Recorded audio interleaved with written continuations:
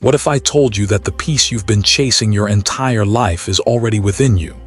Not in a distant retreat, not in the approval of others, not in some perfect future where everything finally goes your way, but right here, right now, hidden beneath the endless noise of worry, doubt, and restless thinking.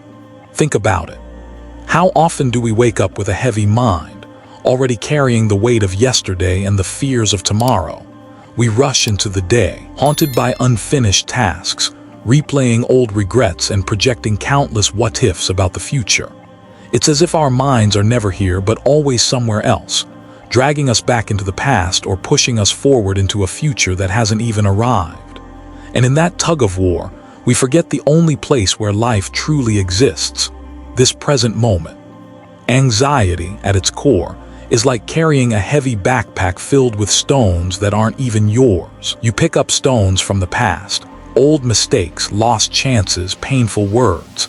Then you stuff it with stones from the future, imagined failures, possible rejections, fears that may never come true. And day after day, you carry this weight until it feels normal. But here's the truth. None of those stones are truly yours to carry. The Buddha once compared the human mind to a restless monkey, always leaping from one branch to another. One moment it's clinging to regret, the next it's swinging toward fear. And in this constant movement, we forget the silence that exists beneath. Anxiety thrives on this restlessness. It feeds on stories the mind invents, magnifies them, and convinces us they are reality. Yet when we pause, when we breathe, when we dare to step back, something extraordinary reveals itself. Peace was never gone. It was only hidden. Picture a lake on a windy day. The surface is chaotic, waves crash into one another, and everything looks disturbed. But beneath, in the depths, the water is calm, still, untouched by the storm above. Our minds are exactly like that lake. On the surface, thoughts rush, worries scream, doubts argue. But if we allow ourselves to go deeper, we find the quiet space that has been there all along. That's where true peace lies. So let me ask you, what if you stopped running for just a moment? What if you didn't chase after happiness as if it were out there somewhere, but turned inward and noticed that the seed of peace has always been within? Imagine what your life would feel like if you weren't constantly battling anxiety, if you weren't stuck in the cycle of what if and if only, but instead stood firmly in the power of now. This is where Buddhist wisdom shines. It doesn't offer an escape from life, nor does it promise that everything will suddenly be perfect. Instead, it gives us the tools to meet life as it is, with clarity, courage, and compassion.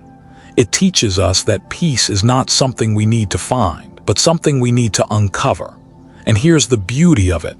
Uncovering this peace doesn't require years of retreat in a monastery or giving up everything you own. It begins with simple shifts, learning to breathe deeply, to notice the present, to let go of what you cannot control, and to trust that life has its own rhythm. These are not distant ideals. They are living practices you can begin today, right where you are. As we journey together, we'll explore 7 timeless Buddhist teachings, powerful, compassionate lessons that dissolve anxiety and invite us back into calm awareness. Each teaching is like a lantern, illuminating a different corner of the mind where fear tends to hide. Together, they create a path not just to silence anxiety, but to awaken a way of living that feels lighter, freer, and more alive. But before we step into these teachings, pause with me for a moment. Take a breath, slow and steady. Feel the air fill your lungs, then gently leave your body. Notice that for this one breath, you are safe. You are alive. You are enough. This moment right here is the doorway. And once you step through it, you'll begin to see that peace was never something to search for. It was always waiting inside you. Have you ever noticed how most of our worries come from things that haven't even happened yet? We lie awake at night, running endless what-if scenarios in our heads. What if I lose my job? What if my health gets worse? What if the people I love leave me behind? And in that storm of questions, we forget the only moment that's ever truly real, the one happening right now. Buddhism teaches us that anxiety is not born in the present. It is born in our mind's endless race toward the future and its constant revisiting of the past. Think about it. The present moment rarely carries the weight of fear. Right now, you are breathing. Right now, you are safe enough to listen to these words. The fear lives in the shadows of tomorrow, not in the sunlight of now. The Buddha once said, "Do not dwell in the past, do not dream of the future. Concentrate the mind on the present moment." These words are simple, but they carry the power to dissolve the heaviest burdens of the heart. Let's try something together. Take a slow breath in and let it out gently. For just this moment, don't solve your problems, don't plan your future, don't rewrite your past. Simply notice the rhythm of your breath, like waves rising and falling on the ocean. In that brief pause, anxiety loses its grip, because when your awareness rests in the present, fear has no ground to stand on. Imagine holding a glass of water. If you hold it for a second, it feels light. If you hold it for an hour, your arm begins to ache. If you hold it all day, it feels unbearable. Worry is like that glass of water. The longer you carry it, the heavier it becomes. But in the present moment, you can set it down, even just for a while, and realize that your hand is free. Mindfulness doesn't mean ignoring reality. It means facing reality without the distortions of fear and regret. When you eat, you taste each bite fully instead of rushing through the meal. When you walk, you feel the ground beneath your feet instead of wandering off in thought. And when you sit in silence, you notice the simple miracle of being alive right here, right now. This teaching is not about escaping life. It's about actually living it. Too often, we trade the beauty of the present for the illusion of control over what hasn't happened yet. But life is not waiting for you in some distant future. It is unfolding now, in this breath, this heartbeat, this moment. When you learn to come back to the present, your mind shifts from chaos to clarity. Anxiety may still knock at the door, but you no longer have to invite it in. You simply acknowledge it and let it pass like a cloud drifting across the sky. And here's the hidden gift. The more you practice this, the more you begin to notice peace was never missing. It was always here, like the quiet space between two thoughts, like the stillness underneath a rushing river. The present moment is not just where peace lives, it is peace itself. So perhaps the question is not, how do I silence my anxiety? But rather, how can I return again and again to the only place where anxiety cannot survive? The present moment. Fear often feels like a monster standing in front of us, huge, unshakable, and impossible to defeat. But Buddhism invites us to look closer, and when we do, we realize something profound. Fear is not a monster at all. It is only a seed planted deep inside the soil of our mind. Think about it. A seed by itself cannot harm you. It is tiny, fragile, almost invisible. Only when it is watered, again and again with our thoughts, our memories, our imagination, does it grow into something overwhelming. Fear doesn't come from outside of us. It grows when we give it our attention, our energy, and our belief. The Buddha compared fear and craving to seeds that we unknowingly nurture. When anger arises, it's because the seed of anger was watered. When joy arises, it's because the seed of joy was watered. And when fear arises, it's the same. The question is, which seeds are we choosing to water each day? Take a moment and reflect. How often do we feed the seed of fear without even realizing it? We read bad news and we replay it in our minds over and over. We imagine worst-case scenarios until they feel real. We listen to the voice that whispers, "You're not strong enough. You might fail. Something bad is coming." And each time we listen, we water that seed, making it sprout a little taller, its roots digging a little deeper. But here's the hope hidden in this teaching. If fear is just a seed, then it is not permanent. It can only grow if we choose to nourish it. And just as we can water fear, we can also water seeds of courage, compassion, and peace. Picture a garden inside your mind. One corner is wild with weeds, fear, doubt, anxiety. The other corner holds tender shoots of kindness, patience, and trust. Every thought, every word, every breath is like a drop of water. Where will you pour it? Into the weeds or into the flowers? There is a Zen story of a monk who once asked his master, "Master, how do I overcome fear?" The master replied, "Stop feeding it." At first, the monk didn't understand, But with time, he realized, the more he resisted fear, the stronger it became. Only when he stopped clinging to it, stopped identifying with it, did it slowly lose its power. Fear is not the enemy. It is simply a signal, a seed reminding us that the mind has drifted into attachment, into worry, into clinging. When you see fear for what it is, you no longer have to fight it like an enemy. You simply recognize it. Ah, this is fear. You breathe. You let it be. And in that gentle awareness, the seed does not grow. Just imagine if every time fear appeared, instead of panicking, you paused and whispered, "This is only a seed. I don't have to water it." How much lighter would your days feel? The great freedom is this: fear is not fixed. It is not who you are. It is just a passing formation of the mind, a tiny seed that only grows if you choose to give it life.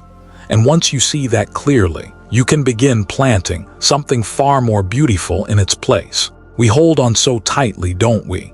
We cling to our plans, our possessions, our relationships, even our fears, because we believe that if we just hold on hard enough, life will finally feel secure. Yet the truth is, the tighter we grip, the more restless our hearts become. Buddhism teaches that much of our suffering comes not from what happens to us, but from the way we cling to it. We hold on to past mistakes, replaying them again and again. We grip future expectations, imagining how things must unfold. And when reality refuses to obey, we feel broken. But here's the paradox: peace doesn't come from holding on, it comes from letting go. Imagine you're carrying a heavy rock. At first, you think you need it, that maybe it will protect you. But after a while, it just weighs you down.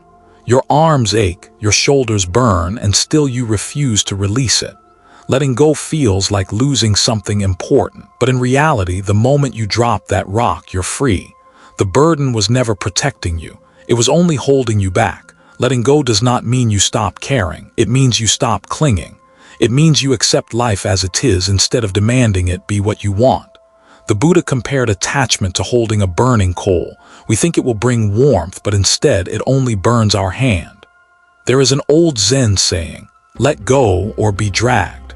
And how true that is. When we cling to things that are constantly changing, money, youth, relationships, recognition, we set ourselves up for suffering because life by its very nature is impermanent. No matter how hard we try, we cannot stop the seasons from changing, the body from aging, or the world from moving on. But when we practice letting go, something extraordinary happens. The heart becomes light.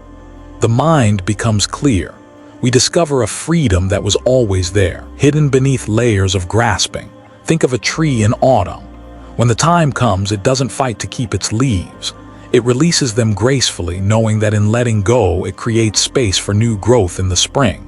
In the same way, when we release what no longer serves us, old grudges, unrealistic expectations, endless fears, we open ourselves to something new, peace. A student once asked a master, "What is the secret to happiness?" The master smiled and said, "2 words, let go." The student pressed, "But what exactly should I let go of?" And the master replied, "If you have to ask, then let go of that too." Letting go is not an act of weakness. It is the highest form of strength. Because it takes courage to trust life, to surrender the illusion of control, to allow things to unfold as they are meant to. And perhaps the greatest discovery is this: when we finally let go, we don't lose. We gain. We gain clarity, we gain freedom, and we gain the deep, unshakable peace of knowing that we were never meant to carry everything in the first place. When you release your grip on life, something surprising begins to happen. You discover the quiet strength of trust. Trust is not blind hope. It is not pretending everything will always be easy. Trust is a deep knowing that life, in all its unpredictability, is still carrying you exactly where you need to be. We spend so much of our lives fighting the current. We plan, we control, we resist. And every time things don't go the way we want, we suffer. But what if, instead of struggling against the river, we learn to float with it? What if we believed that the current itself was guiding us, not toward disaster, but toward growth, toward wisdom, toward awakening?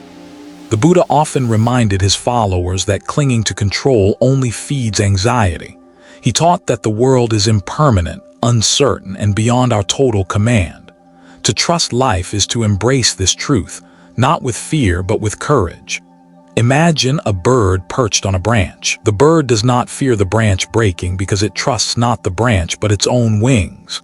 In the same way, when we cultivate trust, we stop clinging to the fragile branches of circumstance and discover the wings of resilience within us.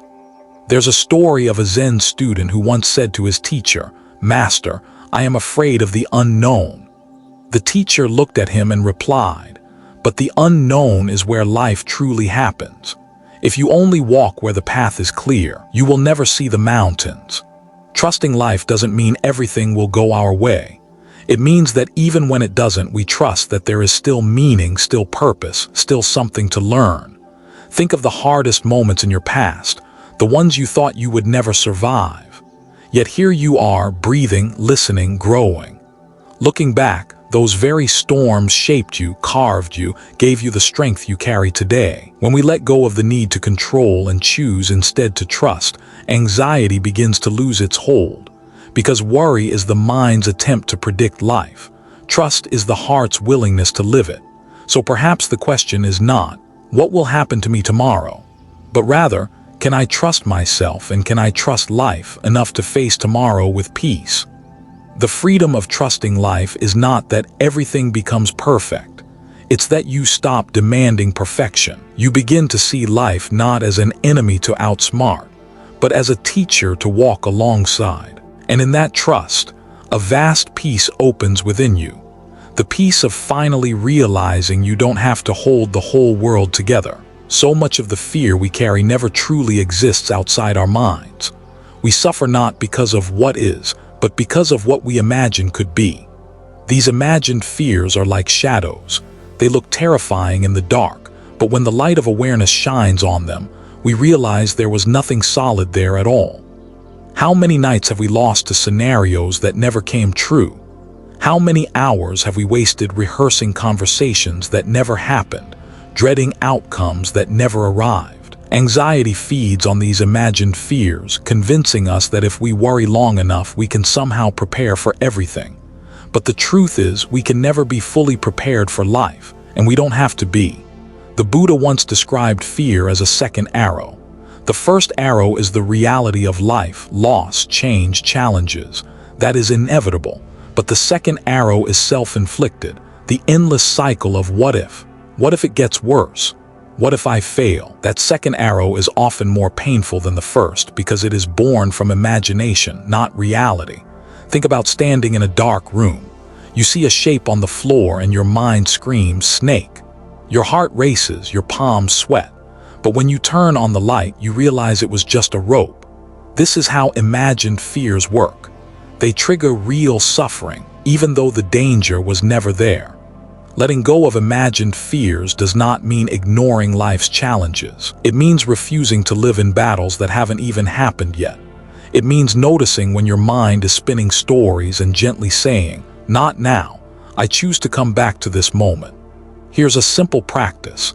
The next time your mind begins to race with fear, pause and ask yourself, is this real right now, or is it only in my imagination? If it's real, you can face it with clarity. If it's imagined, you can let it drift away like a cloud in the sky. One Zen master once said, "If you can do something about it, why worry? If you cannot do something about it, why worry?" It sounds almost too simple, but there is deep wisdom here. Worry does not prevent tomorrow's troubles. It only steals today's peace.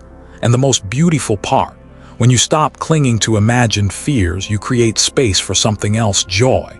Because beneath the noise of what if, there is always the quiet song of what is. And what is, in this moment, is enough. So the next time shadows appear in your mind, remember, not all of them are real. Some are only the tricks of imagination. Shine the light of awareness. Let go of the fear that was never truly there, and you'll find yourself walking lighter, freer, and more alive than ever before. Every tree grows taller only after releasing its old leaves. Every river flows freely only when it releases what blocks its path. And in the same way, our own growth begins not by adding more, but by letting go. We often believe that progress means accumulation, more knowledge, more success, more possessions, more control. But Buddhism reminds us that true growth often requires subtraction. It is not about adding weight to your life, but about shedding it. The unnecessary, the outdated, the fears, the regrets. These are the stones in your pocket that keep you from rising. Think about the lotus flower, a symbol so sacred in Buddhism. It blooms beautifully, not by clinging to the mud, but by rising through it. The mud is not denied. It is part of the process. But the flower must release its grip on the darkness to open to the light. In the same way, we cannot step into our fullest selves while clutching the heaviness of what no longer serves us. Release is not easy. To let go of anger, you must face the pain beneath it.